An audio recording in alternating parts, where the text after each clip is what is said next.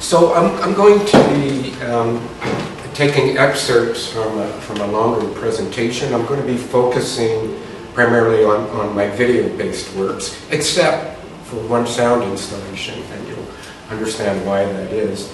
And so I've been involved in art and technology for a large number of years. In an earlier life, I was working in electronics engineering. I worked for a company called Northern Telecom, which at the time was the largest telecom company in the world, because they were the first to have 100% digital telephone system. So I started working there when I was 20 years old and designing printed circuit boards. Eventually, I then worked in a department that was designing the computer-aided design software. To explain this particular machine, this is like the heart of a telephone system. If you know what an audio interface is, there's 100,000 audio interfaces in this machine, so you can imagine how large they are. And these machines that were sell for a few $1 million. In the evening, though, I was a painter, and starting in high school, I was copying Van Goghs and copying Picasso. I was very interested in primarily in Expressionism. So after working, I did study electronics engineering. After working 3 years for this company, then I went back to university to get a fine arts degree. But every summer I would work for this particular company. And how can I say, I was a very well-paid art student because I was working in engineering. So this is some of my installations at the time, I guess, I would say traditional contemporary art. This man right here was my manager at Northern Telecom. Eventually I worked in a department full of these mostly European psychologists specializing in perception and cognition, and they would always show up at my exhibitions. And then I decided at that point that I was going to combine my interests in technology and fine art. And then I went to the Center for Advanced Visual Studies at MIT, and one of the first things I did was I created this sort of system of 3 large video projections, and every semester then I made this work, and this was the final one. What was unique about this work from my perspective, there was an interactive component in that the musicians that had played the soundtrack, the video would basically edit itself automatically according to rules. Today they would call it artificial intelligence. That's what it was doing. And this was a sort of well-publicized photo. I'm not going to show you the video of it, but his hands are coming out of hands, his eyeballs, and his mouth. And when I finished that, I started working with a musician named George Lewis. He's a pretty prominent person from New York, really specializing in we could say what would be improvisation. And that piece of software I used was getting more and more advanced. We were doing these performances, sometimes at very prestigious places like the Verona Jazz Festival. But then after a few years of doing that, I was always quite uncomfortable being on stage because I'm not a performance artist. And then I took that technology, and instead of having music control it, it would be human body gestures. And here is the first one called Fit. So when the audience walks into the room, they see a spotlight, they automatically walk to it, and then the video projection of the aerobics instructor starts exercising. And then the audience automatically starts copying her. But the longer you do it, we'll call her the video instructor starts going faster, causing you to go faster, and it just keeps going on and on until it's this ridiculous rate.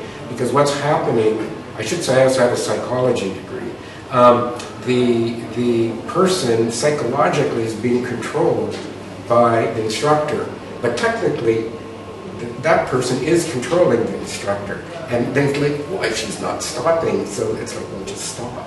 And so that was the first piece I did of how body gesture was controlling audio and video. And this one, so this is the only sound piece, so instead of, I need to jump back a bit. When I was working the last positions for Northern Telecom with these psychologists, we were exploring this computer-human interface design. So this is where I picked up all of that stuff, was the different ways that humans can communicate with machines. But I wasn't using it for the production of the product, it was for my installation. So this installation called Intersection is a completely dark room, typically about 15 by 12 meters.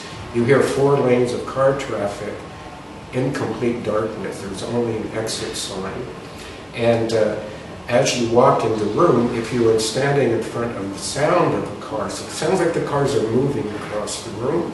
There's an 8-channel sound system creating the illusion of 4 lanes of traffic. If you are standing in front of a car while it's approaching, when it gets closer, suddenly it will screech to a halt and it sits there idling in front of you. If you move, then it accelerates across the room. If you remain standing there, then subsequent cars will run into the back of that with a crashing sound. So this installation was made the year that I didn't get, there's an organization in Canada called Canada Council for the Arts that was often providing funding for these works. And I didn't get one that year, so I thought, well, I'll make a sound installation because it was less expensive than a video installation. Ironically, it became my most exhibited piece. It's been experienced by about 800,000 people, so it was so ironic that as a visual artist, a sound installation is my most widely used work. And this was rebuilt, that was made in 1993, controlled by an Amiga computer. And in 2021, I made a new version. It basically sounded the same, except it was with newer technology. That's shot with some of the equipment. So here, you don't actually see this. It's in complete darkness. And here, so then a next piece after that was Vox Populi. In this case, the control was through voice. And the particular topic was servitude and leadership. So you walk in the room and this crowd of people are going speech, speech. And then if you want, you can walk over to the lectern and give a speech. And on the computer monitor, these are famous speeches by Martin Luther King, John F. Kennedy, Adolf Hitler, although there's no titles to them. Now the computer is determining your level of confidence. If you're speaking in a competent manner, the crowd yells very supportively. If you're not, then they start booing you. And this became sort of a very popular work also. This one is perhaps my most complicated work technically, and it's about a Schadenfreude, which is a German word meaning the pleasure people get from watching another person suffer. In this case, without realizing it, the audience has the opportunity to be a suicide bomber if they decide to put on this vest. And if they walk in front of this 15-meter projection, they get to navigate through famous buildings. Like this is the Georges Pompidou Centre. This is the street full of art museums. And the ones that I selected are the ones that had never given me an exhibition. This is the Hamburger Bahnhof in Berlin. This is the, that one was actually an exhibition back. Anyway, this is a close-up of the vest. And so the vest really was involved in the tracking mechanism that was emitting infrared light. Now, if you hit this red button, then everything explodes on it. So you're going to see a video.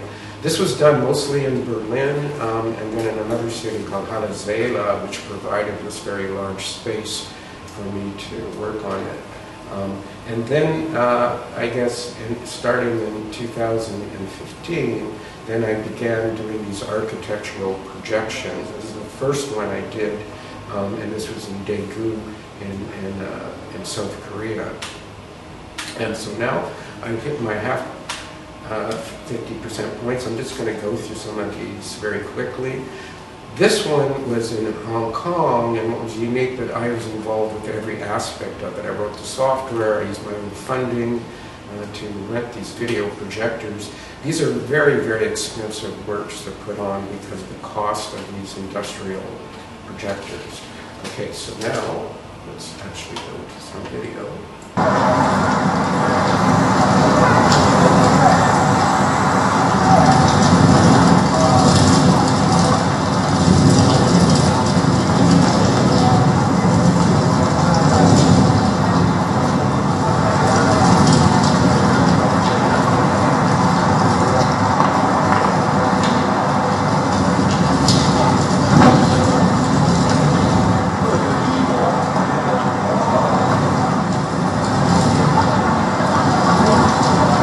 This is the building across the street. So this is the afternoon. We're waiting for the sun to go down. And so this is the This is Daniel Libeskind building. If you're familiar with his architecture, he makes crooked buildings. So it sort of distorts the video when you project it. And these are anyway, you can tell what that is. Okay, this is now. Well, this was, I guess, I would call it an interior architectural projection because the projection was designed to fit precisely to the shape of the wall, which really gave the illusion that you were looking into an aquarium.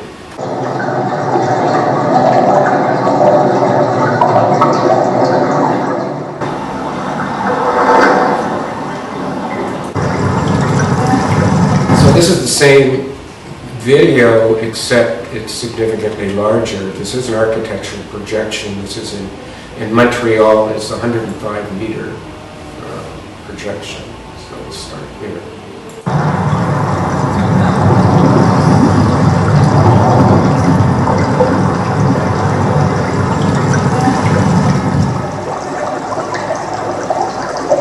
So you see the person on the bicycle down here. It gives you an idea of the scale of it.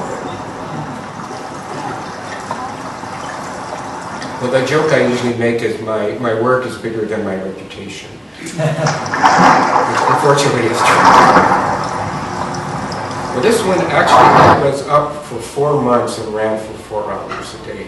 And people, they just find it really calming. And fire and water, the reason I'm using that is I'm using something called a substance metaphor, where you have a metaphor that is referring to a certain concept using substances.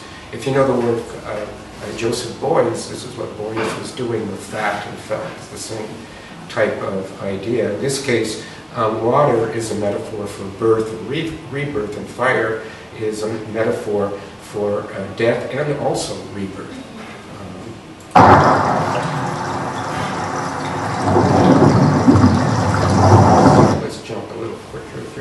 Skip this one completely.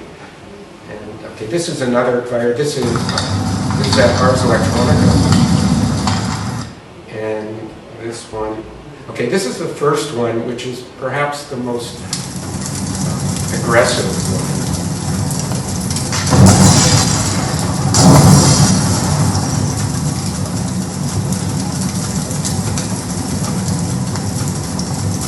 And so the piece that I'm showing here is basically a modified version of this particular fire. Most of the work I actually shoot, so as someone asked me yesterday, this is not computer-generated fire or computer-generated work. This actually is actual footage of shot with very high-quality cameras.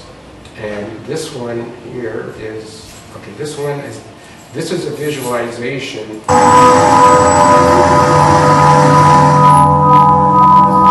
of mud. So no one has ever actually exhibited that one. And I just want to show you, okay, this one, yeah, we need to look at this one. Okay, so this is vested, where you can simulate being suicidal.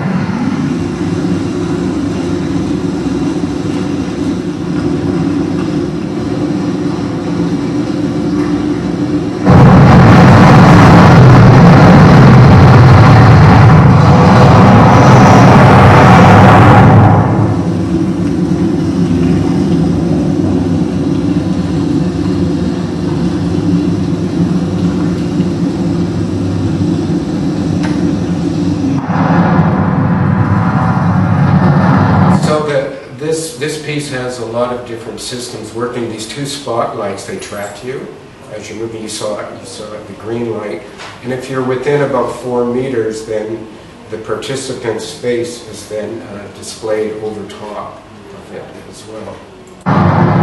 Humans, for thousands of years, have actually used human tragedy as a form of entertainment. And so the term Roman holiday comes from the poet Byron in reference to the events in the Roman Colosseum. Yeah, this piece initially was called Roman Holiday, and how Byron used that term is when they would have gladiator events in ancient Rome, it would be called a Roman holiday. It's also a great film by Billy Wilder. So just the gladiators killing each other. And I guess the last piece we're going to jump to. This took 4 computers to operate. If I did it today, I could probably use less. The room was so big that the video projectors are here, but this was not open to the public. This is basically the room. This is the best studio I've ever had because of the scale of it. So this is basically where the piece was completed. With sort of the moralistic aspect of it, which is, will this normal person press the button? And some people have asked, Michael, where'd you get the explosions? Well, a Christmas present one year was the complete James Bond DVD, so I'll leave it to your imagination to figure out what that means. Okay, so here's the intersection.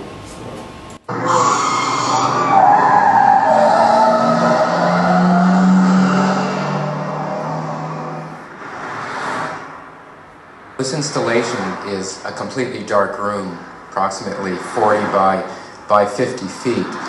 It's a 8-channel audio installation consisting of 4 pairs of speakers.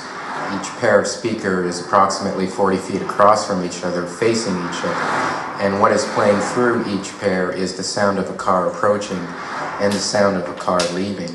It's a computer-controlled installation in which each lane is controlled with a random interval. So a car may be coming down one lane and then you may have no cars coming down other lanes, or you may have 4 cars traveling at one time. This is how the installation works if no one is in it. If someone comes in it, however, this is where the interactivity comes into play. If someone is standing in a lane or in front of a speaker, when a car is approaching, the car will screech to a halt. The system has recognized your presence, and it will then sit there and idle. Once you leave, it will then continue on its way across the room, or technically through the other speaker. And if you remain standing in that lane, though, for approximately 8 seconds, another car will come and smash into this parked car.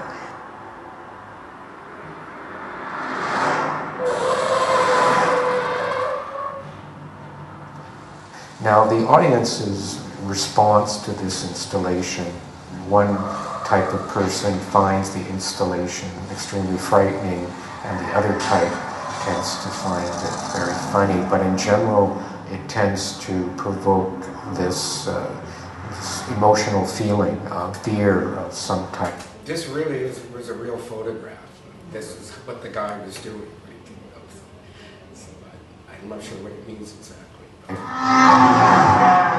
The new version actually had a wider collection of car sounds, including a Ferrari, a 1929 truck, because initially I was really limited by the amount of digital audio that could be controlled, but by this year I could control 100 hours of it.